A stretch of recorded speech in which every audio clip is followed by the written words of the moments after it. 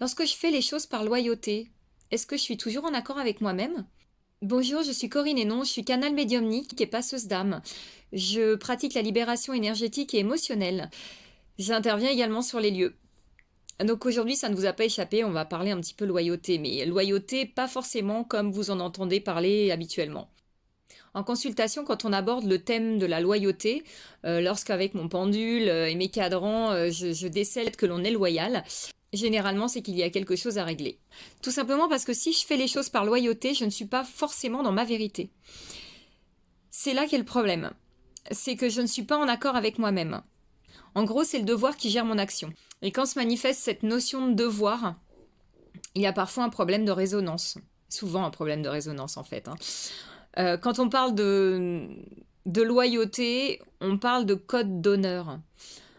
Le code d'honneur, en fait, c'est le code d'ego. Alors, je vais m'expliquer. Pourquoi le code d'ego? En fait, on ne veut pas que sur nous tombe le déshonneur. Admettons, dans la famille, on a toujours fait comme si et pas comme ça. Et donc, c'est ce qu'on nous a appris, c'est ce qu'on nous a enseigné. Et si on dévie, si on n'applique pas la règle, on risque tout simplement d'être rejeté par la famille. Et ça, on ne veut surtout pas. Voilà, en fait, on met une sorte de masque pour appliquer ce que le code de la famille nous a demandé, ou nous demande depuis des générations peut-être.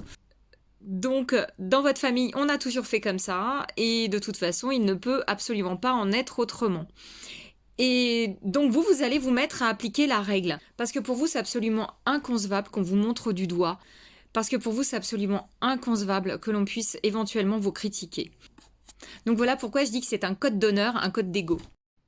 Alors vous allez vous dire au juste pourquoi j'ai voulu faire cette vidéo sur la loyauté. Alors tout simplement pour éveiller votre attention sur un fait, c'est que lorsque on n'est pas en accord avec soi-même, de fait là, si vous êtes loyal, vous obéissez à des règles, mais qui ne correspondent pas forcément à qui vous êtes.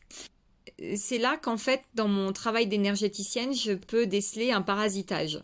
Qu'est-ce que ça veut dire? C'est qu'en fait, au moment où vous allez appliquer des règles qui ne vous correspondent pas, vous allez créer des brèches dans votre aura. Et c'est une porte d'entrée à tout ce qui va être néfaste pour vous au niveau des énergies, tout ce qui va être toxique.